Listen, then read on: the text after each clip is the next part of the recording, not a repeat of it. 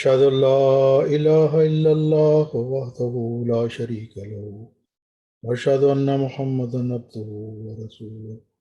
أما بعد فأعوذ بالله من الشيطان الرجيم بسم الله الرحمن الرحيم الحمد لله رب العالمين الرحمن الرحيم مالك يوم الدين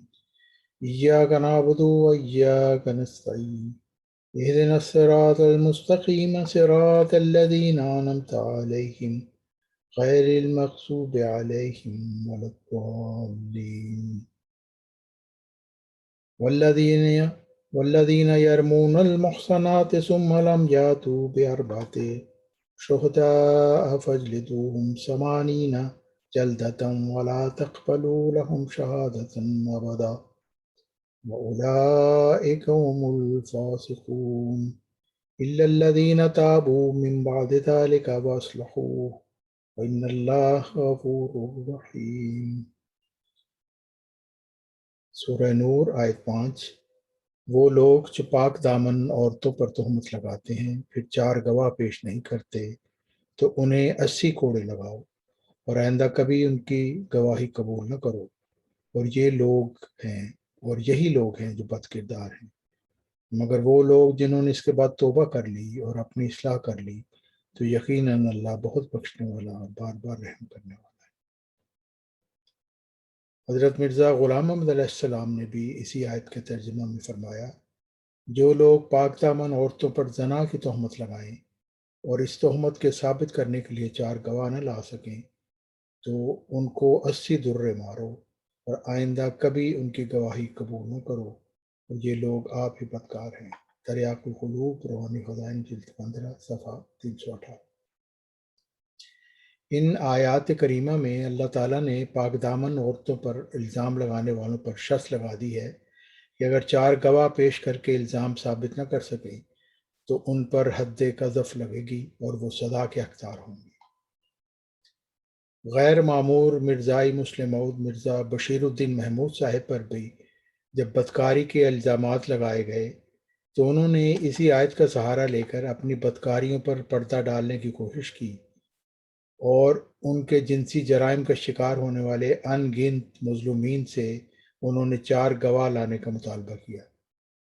حالانکہ ان مظلومین نے موقت بآداب قسمیں کھا کر بیانات دیے اور مرزا بشیر الدین محمود صاحب سے بھی کھلے عام مطالبہ کیا کہ اگر وہ پارسا ہیں اور نیک ہیں اور تمام الزام جھوٹے ہیں تو وہ بھی موقت بآداب قسم کھا کر اپنی بے گناہی ثابت کریں، مگر اس بدکار نام نہاد مسلم موعود نے ایسا کرنے سے صاف انکار کر دیا۔ مضمون کی طوالت سے بچنے کے لیے نمونہ کے طور پر صرف ایک واقعہ کا ذکر کرنا ضروری ہے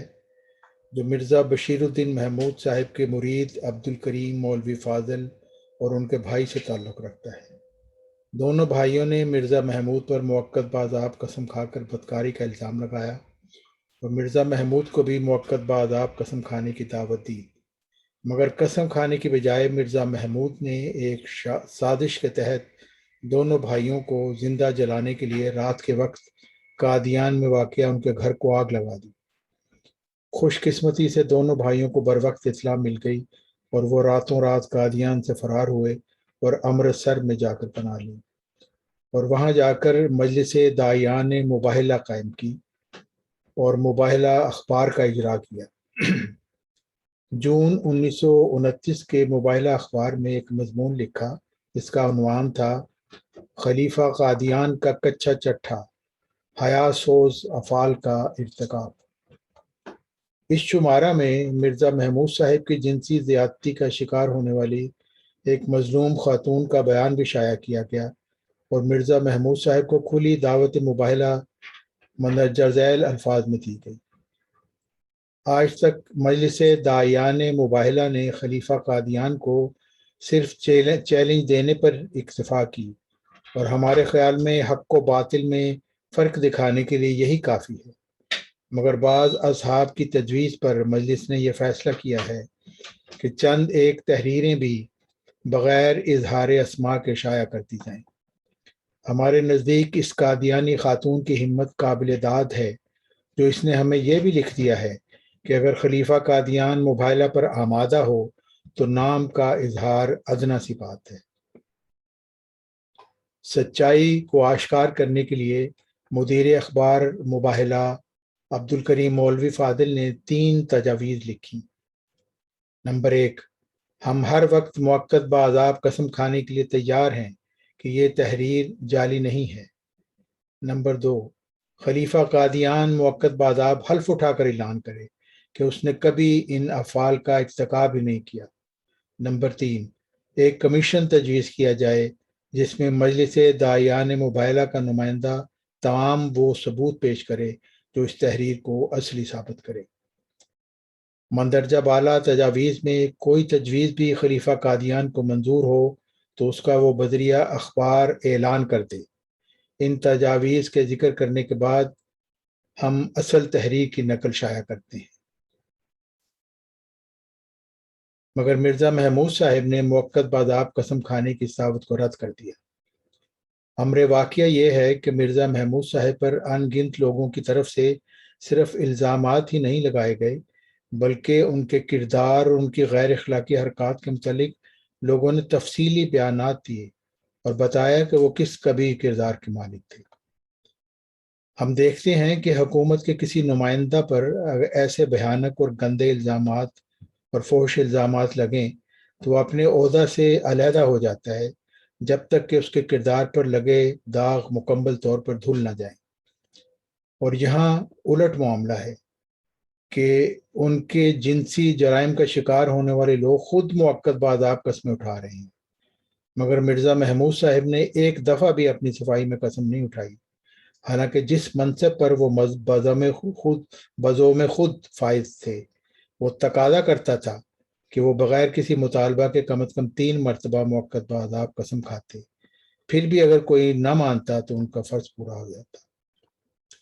حق معدل حضرت مرزا غلام احمد علیہ السلام کو اللہ تعالیٰ نے قرآن مجید کا غیر معمولی علم عطا فرمایا تھا،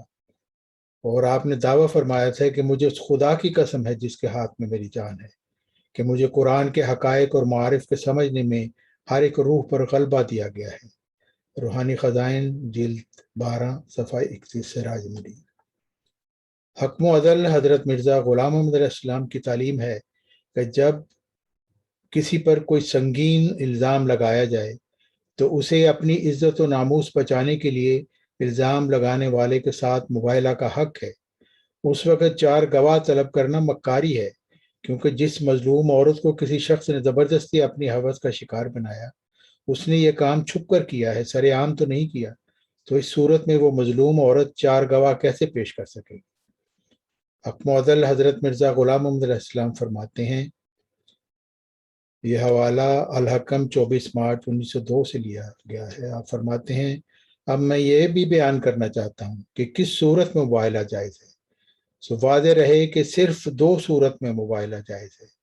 اول اس کافر کے ساتھ جو یہ دعویٰ رکھتا ہو، جو مجھے یقیناً معلوم ہے جو اسلام حق پر نہیں، اور جو کچھ غیر اللہ کی نسبت خدائی کی صفتیں میں مانتا ہوں وہ یقینی امر ہے۔ دوم اس ظالم کے ساتھ جو ایک بے جا تہمت کسی پر لگا کر اس کو ذلیل کرنا چاہتا ہے، مثلاً ایک مستورہ کو کہتا ہے کہ میں یقیناً جانتا ہوں کہ عورت زانیہ ہے کیونکہ میں نے بچشم خود اس کو زنا کرتے دیکھا ہے، یا مثلاً ایک شخص کو کہتا ہے کہ میں یقیناً جانتا ہوں کہ یہ شراب خور ہے کیونکہ میں نے بچشم خود اس کو شراب پیتے دیکھا ہے۔ سو اس حالت میں بھی مباہلہ جائز ہے، کیونکہ اس جگہ کوئی اجتہادی اختلاف نہیں بلکہ ایک شخص اپنی یقین اور رویت پر بنا رکھ کر ایک مومن بھائی کو ذلت پہنچانا چاہتا ہے۔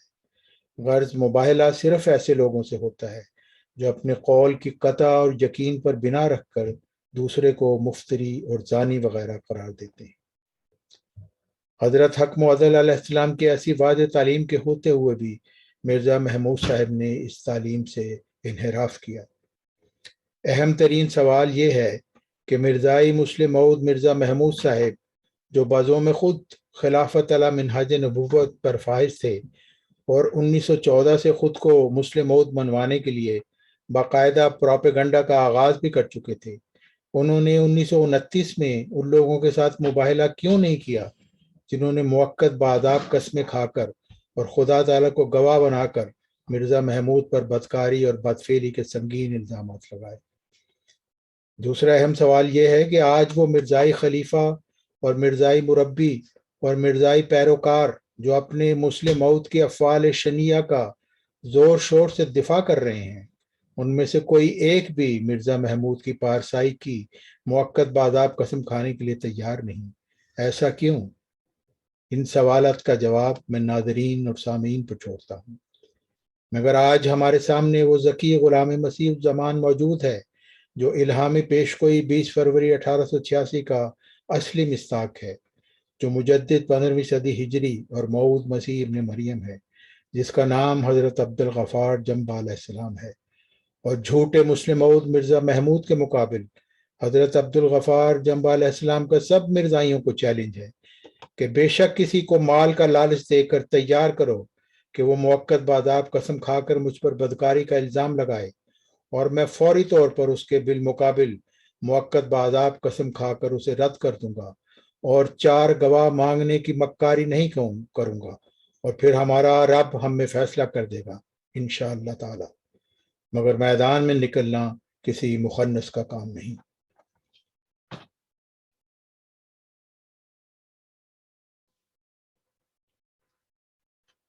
الحمد لله نحمده ونستعينه ونستغفره ونؤمن به ونتوكل عليه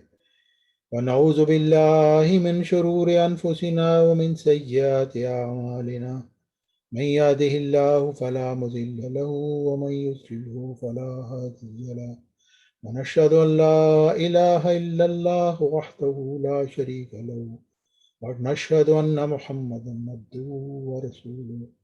عباد اللہ رحمكم اللہ، ان اللہ یامر بالعدل والإحسان وإیتاء ذی القربى وینہی عن الفحشاء والمنکر والبغی یعظکم لعلکم تذکرون۔ اذکروا اللہ یذکرکم وادعوہ یستجب لکم ولذکر اللہ اکبر۔